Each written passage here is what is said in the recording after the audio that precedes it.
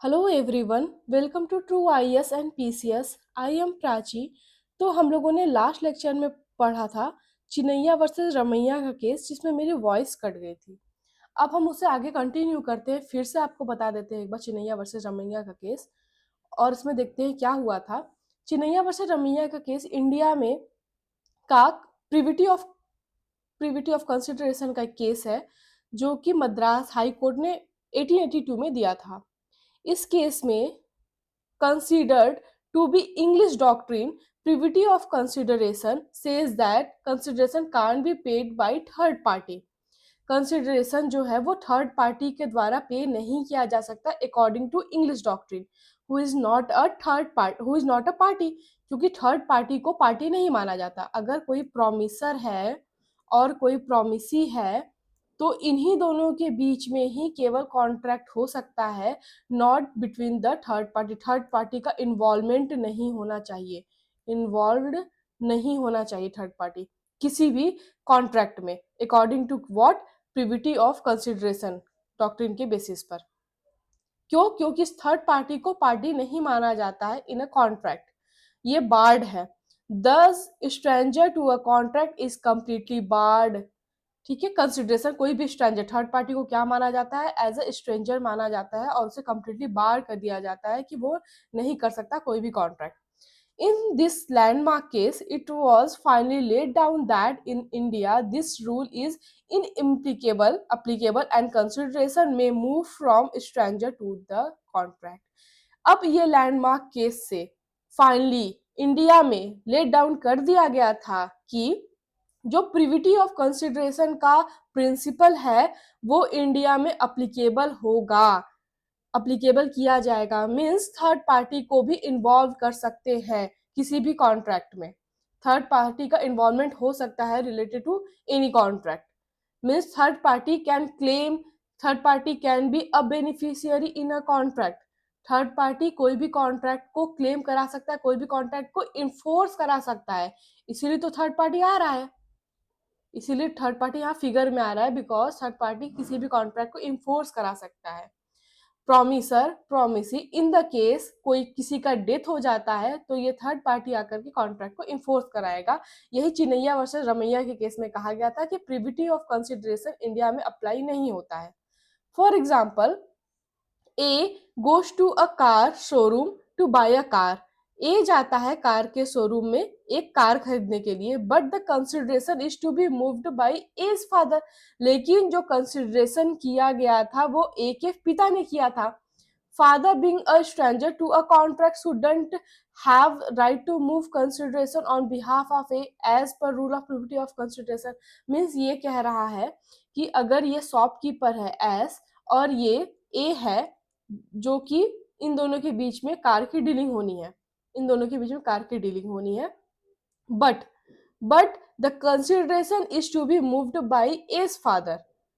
Father being stranger to a contract. अब consideration अगर A का फादर आके देता है, ए का फादर इज फादर अगर आ करके कोई कंसिडरेशन यहाँ पे करता है तो ए का फादर यहाँ क्या माना जाएगा? प्रोमिसर है ये, एक प्रोमिसर होगा इन दो इसमें, और एक प्रोमिसी होगी। एक प्रोमिसर और एक प्रोमिसी में से ये जो ए फादर है ये क्या हो जाएगा? थर्ड पार्टी हो जाएगा। This is he is the third party here. So जो ए है, ए का जो पिता है वो थर्ड पार्टी यहाँ पे हो जाएगा, और थर्ड पार्टी को क्या माना जाता है प्रिविटी ऑफ कॉन्ट्रैक्ट के हिसाब से, प्रिविटी ऑफ कंसिडरेशन के हिसाब से? Third party is a stranger. Third party क्या है? स्ट्रेंजर होता है। ठीक है, तो इंडिया में ये रूल अप्लाई नहीं होता। अगर ये फॉरेन का केस होता तो यहाँ पे जो फादर है वो कोई भी कंसिडरेशन पे नहीं कर सकता था। अगर वो दे भी देता तो उसका कोई मान्यता नहीं होती, कंसिडरेशन को वहां नहीं माना जाता कंप्लीट। कोई भी कॉन्ट्रैक्ट ही कंप्लीट नहीं हो पाता विदाउट कंसिडरेशन, कॉन्ट्रैक्ट ही नहीं बन पाता दोनों के बीच में, भले ही प्रोमिसर या प्रोमिसी हो। तो यहाँ पे स्ट्रेंजर का होना नहीं होगा इंडिया में। अब इंडिया का रूल क्या कहता है कि प्रिविटी ऑफ कॉन्ट्रैक्ट इंडिया पे अप्लाई नहीं होगा, और जो ए के फादर है, ए के जो फादर है वो एज ए स्ट्रेंजर ट्रीट नहीं किए जाएंगे, वो एज ए थर्ड पार्टी की ट्रीट किए जाएंगे, और वो भी कंसिडरेशन दे सकते हैं और कॉन्ट्रैक्ट को इन्फोर्स कर सकते हैं। ओके। तो वैसे चिनैया वर्सेस रमैया का केस का फैक्ट ये था, हम आपको बता देते हैं। इसमें मैंने रूल और लैंडमार्क का डिसीजन लिख रखा है, लेकिन इसमें कहा ये गया था कि एक ओल्ड लेडी थी, वो एक बेटी थी और एक माता यानी डॉटर थी, और एक उसकी मदर थी एम, ठीक है। इन दोनों के बीच में ये प्रॉमिसर प्रॉमिस दोनों प्रॉमिस करते हैं, प्रॉमिस हो जाता है किस बात का, कि कि इसकी माँ अपने बेटी से प्रॉमिस करवाती है कि तुम अपनी मौसी को मतलब मेरी बहन को, माँ की बहन को तुम हर महीने एक सम फिक्स्ड करती है कि इतना अमाउंट दिया करोगी। एक सम फिक्स करती है, फॉर एग्जाम्पल कि 500 ही हम लेके चलते हैं यहाँ पे, 500 या 1000 जो भी। तो तुम इतना अमाउंट अपनी मासी को यानी कि मेरी बहन को, अब मेरी बहन यानी मदर की बहन को, मदर्स सिस्टर को पे करोगी, ठीक है। माँ ये प्रॉमिस करती है अपनी बेटी से। माँ आफ्टर सम टाइम, अब वो डेड है, नहीं है, नहीं रही, डेथ हो गया इनका माँ का। नाउ डॉटर से जब मांग किया जाता है मौसी के द्वारा कि आप हमें 500 रुपीज देने वाली थी, आपकी माँ ने कहा था, तो डॉटर कहती है कि नहीं, जो हुआ था वो हमारे और हमारे माँ के बीच में हुआ था। I was a promisor, she was a promisee, we were two parties, there were no involvement of a third party. तो आप जो थर्ड पार्टी है मैं आपको पे नहीं करूंगी। तो कोर्ट ने कहा था भाई इंडिया में प्रिविटी ऑफ कंसिडरेशन का जो कॉन्सेप्ट है वो अप्लाई नहीं होता है, और आपको पे करना होगा अपनी मौसी को, आपको पे करना होगा अपनी मौसी को। तो डॉटर को पे करना होता है अपनी मौसी को सम ऑफ मनी जितना कि उसकी माँ ने फिक्स किया था। ओके, इसके आगे देखिए तो इंडिया में there is no bar to such transaction. India में ऐसा कोई बार नहीं है इस तरह के ट्रांजैक्शन में, मतलब थर्ड पार्टी भी ट्रांजैक्शन कर सकती है, थर्ड पार्टी भी कॉन्ट्रैक्ट को इन्फोर्स कर सकती है। तो इंडिया में फादर में move the consideration on behalf of son, father भी अपने बेटे के बिहाफ पर उस कंसिडरेशन को मूव करा सकता है, दे सकता है, या फिर कॉन्ट्रैक्ट को इन्फोर्स करा सकता है। This article discusses the concept of privity of consideration in light to the Chinnaiya versus Ramaiah का केस में, कि इसी चिनैया वर्सेस रमैया के केस में ही बताया गया है कि प्रिविटी ऑफ कंसिडरेशन इंडिया में लागू होगा या नहीं होगा, और अगर लागू होगा तो किस हद तक लागू होगा। तो इंडिया में लागू ही नहीं होता, इंडिया में अप्लाई ही नहीं होता ये प्रिंसिपल। ओके, तो प्रिविटी ऑफ जो कंसिडरेशन है ये दो तरह की बात कह रहा है, ये याद रखने वाली बात है। प्रिविटी ऑफ कंसिडरेशन दो तरह की बात कर रहा है, 2 पॉइंट्स इसके हैं प्रिविटी ऑफ कंसिडरेशन के। 2 मेन पॉइंट्स क्या है प्रिविटी ऑफ कंसिडरेशन के? फर्स्ट, कि यहाँ पर केवल 2 पार्टीज ही होंगे, only two only 2 parties involve होंगे किसी भी कॉन्ट्रैक्ट में या कॉन्ट्रैक्ट के इन्फोर्समेंट में या फिर कंसिडरेशन को लेकर के। केवल 2 पार्टीज ही होंगे, कोई भी नो केवल 2 पार्टीज होंगे, नो थर्ड पार्टी इन्वॉल्वमेंट, किसी भी तरह का थर्ड पार्टी का इन्वॉल्वमेंट नहीं होगा। नो थर्ड पार्टी इन्वॉल्वमेंट में नहीं लिखेंगे अभी। टू थर्ड 2 पार्टीज होंगे, और वो जो दोनों पार्टीज होंगे वो कौन कौन होंगे? प्रॉमिसर एंड प्रॉमिसी, ये 2 पार्टी होंगे, इसके अलावा कोई और पार्टी का इन्वॉल्वमेंट नहीं होगा इसमें। ओके, केवल यही 2 पार्टी ही किसी कॉन्ट्रैक्ट को इन्फोर्स करा सकते हैं, किसी कॉन्ट्रैक्ट को ये कंसिडरेशन दे सकते हैं, और इसके अलावा कोई थर्ड पार्टी इन्वॉल्व नहीं होगा। और यहाँ थर्ड पार्टी नो इन्वॉल्वमेंट, कोई भी थर्ड पार्टी का इन्वॉल्वमेंट नहीं होगा। तो ये 2 पॉइंट्स क्या कह रहा है? कंसिडरेशन के बारे में कह रहा है। कौन सी कंडीशन? प्रिविटी ऑफ कंसिडरेशन के बारे में कह रहा है। ओके, इवन दो ये जो थर्ड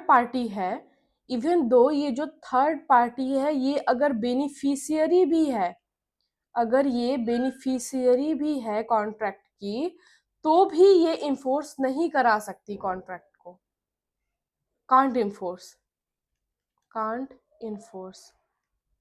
बेनिफिशियरी भी इस कॉन्ट्रैक्ट को इन्फोर्स नहीं करा सकता, बेनिफिशियरी भी इसका कंसिडरेशन नहीं दे सकता, कोई भी प्रॉमिस को कॉन्ट्रैक्ट में कन्वर्ट नहीं करा सकता, कोई राइट नहीं है यहाँ पे थर्ड पार्टी के पास, किसी भी राइट का इन्वॉल्वमेंट नहीं है थर्ड पार्टी का in a contract between a two persons okay. और ये दोनों कॉन्सेप्ट, दोनों पॉइंट्स इंडिया में अप्लाई नहीं होता, इसका कोई महत्व नहीं है इंडिया में प्रिविटी ऑफ कंसिडरेशन का, क्योंकि सेक्शन 2D में अगर आप बेयर एक्ट पढ़े तो section 2D of Indian contract act 1872 में लिखा है कि ये नेसेसरी नहीं है कि consideration should be furnished by the promisee, ये नेसेसरी नहीं है। जब इसके डेफिनेशन में ही ये बात कह दी गई तो फिर ये प्रिविटी ऑफ कंसिडरेशन का कोई मतलब ही नहीं है, इस प्रिंसिपल का इंडिया में कोई मतलब नहीं है।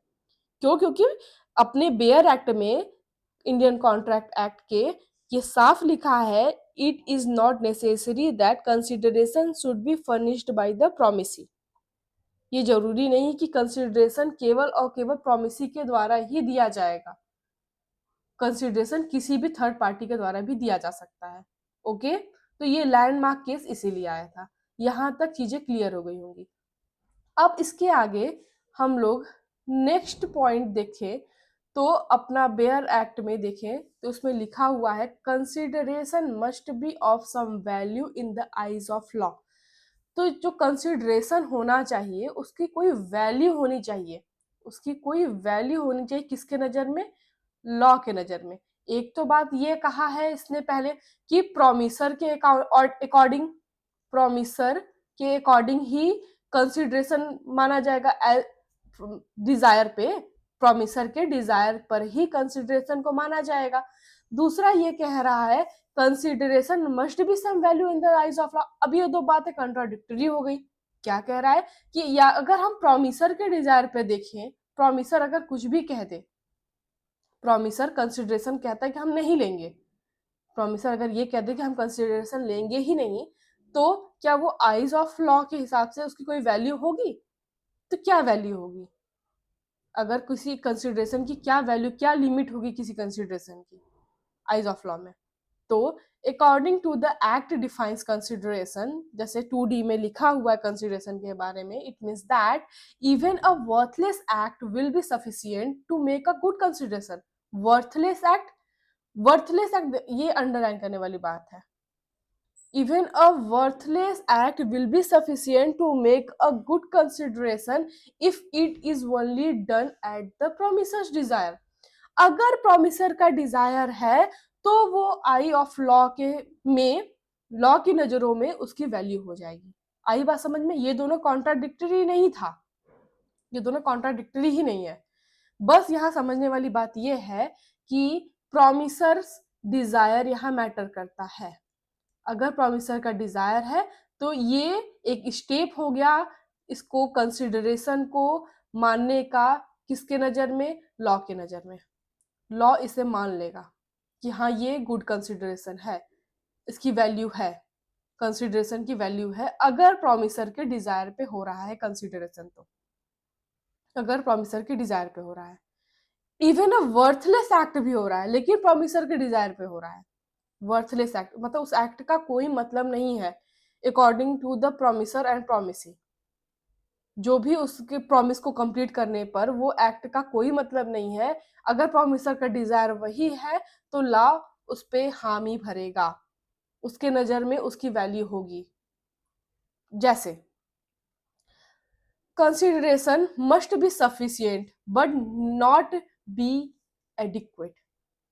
कंसिडरेशन देखिए, अब यहाँ एक और बात कह रहा है कि कंसिडरेशन का क्या होना जरूरी है? सफिशिएंट होना जरूरी है, एडिक्वेट होना जरूरी नहीं है। अब सफिशिएंट और एडिक्वेट में यहाँ क्या बात कह रहा है? Means what this means is that law requires the parties to have entered into a bargain where each side has provided something of value that courts can see। भले ही दोनों की पार्टीज के बीच में बार्गेनिंग हुई हो, दोनों पार्टीज के बीच में बार्गेनिंग हुई हो, फॉर एग्जाम्पल कि अगर कोई कार है, अगर कोई कार है फॉर एग्जाम्पल, ये भाई रोल्स रॉयस है, ठीक है, कार है ये। अब इस कार की जो प्राइस है कम से कम 1 करोड़ है, हम ये मान के चलते हैं, 1 करोड़ से ज्यादा ही होती है, हम ये मान के चलते हैं इस कार की प्राइस 1 करोड़ है जब इसे खरीदा गया था। क्या कह रहा है, किसके डिजायर पे होना चाहिए, प्रोमिसर के डिजायर पे होना चाहिए। प्रोमिसर कहता है कि आप इस कार को लेके जाइए, रखिए अपने पास, हमें ये कार नहीं चाहिए, बस हाँ आप एक काम कर दीजिएगा कि आप इसे फर्निश करा लीजिएगा।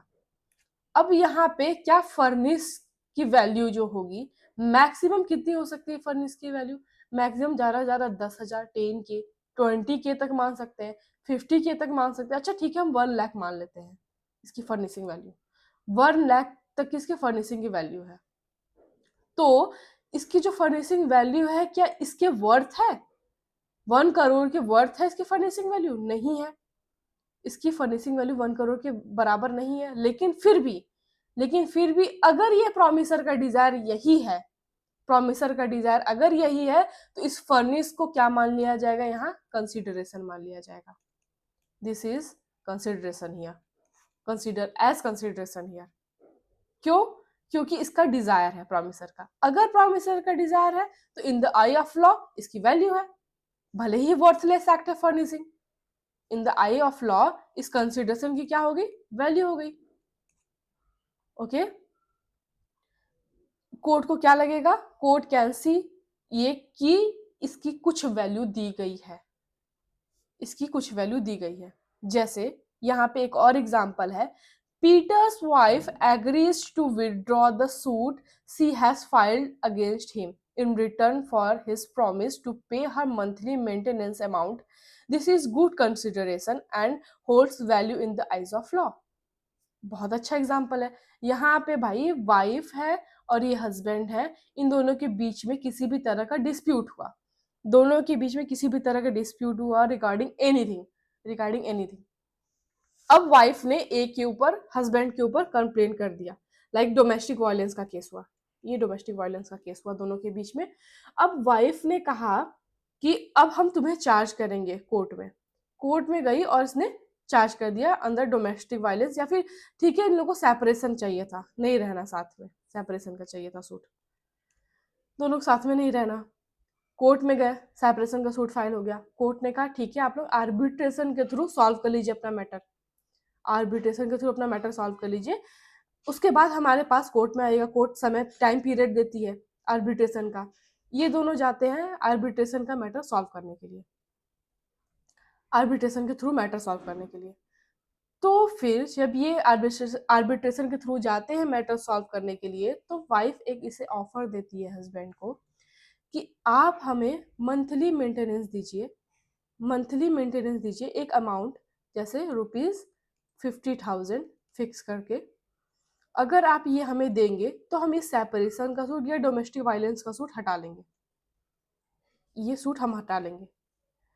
अगर ऐसा कोई कंसिडरेशन करती है वाइफ, क्या, जबकि इस डोमेस्टिक वायलेंस से और इस 50,000 से और इसके मेंटेनेंस से कोई लेना देना नहीं है, और फिर भी ये ऐसा ऑफर देती है कंसिडरेशन का, और ये अग्री कर जाता है, तो ये है इसकी वैल्यू है, फिर इसको कंसिडरेशन मान लिया जाएगा कि हाँ आप दोनों ने कॉन्ट्रैक्ट कर लिया है, आप लोग अपने सेपरेट होंगे या जो भी करना है करेंगे, लेकिन मंथली मेंटेनेंस इनको इतना मिल जाएगा, तो एक तरह से कॉन्ट्रैक्ट हो गया इन दोनों के बीच में, और ये साइन हो गया दोनों के द्वारा, इसकी वैल्यू हो गई इस 50,000 की, भले ही ये ज्यादा हो या कम हो, भले ही ये ज्यादा हो या कम हो, खुशी में दे रहा हो या नुकसान करके दे रहा हो अपना, तो उसकी वैल्यू होनी चाहिए कोर्ट के नजरों में। कैसे होगी, क्योंकि प्रोमिसर की डिजायर अगर होगी तो ऑटोमेटिकली उसकी वैल्यू हो जाएगी। ओके, इसी तरह एक और केस था that was of White versus Bluett, White versus Bluett का केस था। इस केस में जो फादर रहता है वो अपने, ऐसा इंपॉर्टेंट केस नहीं है ये, हम आपको केवल बताने के लिए या समझाने के लिए बता रहे हैं इसे, कि आपको मेमोराइज हो जाए कंसिडरेशन और प्रिविटी ऑफ कंसिडरेशन, और कंसिडरेशन की वैल्यू क्या होती है, ये ध्यान में रखने के लिए बता रहे हैं। तो इस केस में क्या होता है, जो फादर होते हैं वो अपने बच्चे से बहुत परेशान होते हैं। फादर और सन के बीच का केस है। वो अपने लड़के से बहुत परेशान होते हैं, वो बहुत नालायक होता है, उनकी कोई बात नहीं सुनता है, उनके बहुत सारे पैसे उड़ा दिया रहता है, लोन में डूबा रहता है। लड़का लड़का लोन लोन लिया रहता है बैंक से, और उसके पास काफी ज्यादा लोन अमाउंट लिया रहता है। और फादर बहुत परेशान रहते हैं अपने सन से। न इसके पढ़ाई में मन लगती थी, ना किसी चीज में मन लगता था। एक दिन फादर इसे ऑफर देते हैं, इन दोनों के बीच में एक प्रॉमिस होता है। प्रॉमिस किस बात का होता है कि अगर अगर तुम सुधर जाते हो, अगर तुम सुधर जाते हो, तुम किसी भी तरह का गलत काम नहीं करते हो आगे से, तो मैं, फादर कहता है, तो मैं तुम्हें पैसा दूंगा, तुम्हारा जो लोन है वो भर दूंगा, तुम्हारा सारा लोन चुकता कर दूंगा, और तुम्हें कुछ अमाउंट भी दे दूंगा तुम्हारे खर्च के लिए, मंथली पैसा भी दिया करूंगा। इस तरह का कंसिडरेशन फादर कर देते हैं। तो क्या इसका यहाँ सुधरना जो है, लड़के का सुधरना जो है, इसका और लोन के अमाउंट का क्या रिलेशन है? यहाँ कोई रिलेशन नहीं है, दोनों का कोई रिलेशन नहीं है, फिर भी इसे कंसिडरेशन माना जा रहा है यहाँ पे। बिकॉज बिकॉज इसे कंसिडरेशन इसलिए माना जा रहा है, क्यों? क्योंकि प्रॉमिसर को है, प्रॉमिसर का डिजायर है ऐसा। जब प्रॉमिसर का डिजायर है तो आई ऑफ लॉ में क्या है, ये इसकी वैल्यू है, और इसे कंसिडरेशन माना जाएगा। इस लोन की अमाउंट का या इसकी पॉकेट मनी का यहाँ कोई रिलेशन नहीं है सुधरने से, लेकिन इसकी वैल्यू मानी जाएगी और इसे भी कंसिडरेशन माना जाएगा। The I of law, this is consideration, this is a even not only a consideration, this is a good consideration, good consideration माना जाएगा इसे। तो इतना एग्जाम्पल इनफ है इस कंसिडरेशन को समझने के लिए कि कितना कंसिडरेशन का अमाउंट होना चाहिए, कितना अमाउंट होना चाहिए। इसका कोई लिमिट नहीं है, ये ज्यादा से ज्यादा भी हो सकता है और ये कम से कम भी हो सकता है, depend on the promisor's desire. Okay, तो दोस्तों, आपको मेरा लेक्चर कैसा लगा प्लीज कमेंट बॉक्स में जरूर बता दीजिएगा। और अगर आप इस पीडीएफ को परचेज करना चाहते हैं तो आप इस क्यूआर कोड को स्कैन करके केवल 21 रुपए में इस पीडीएफ को परचेज कर सकते हैं। और अगर किसी भी तरह की क्वेरी है, क्वेश्चन है, तो आप इस नंबर पे कॉल या मैसेज कर सकते हैं। Thank you very much for joining.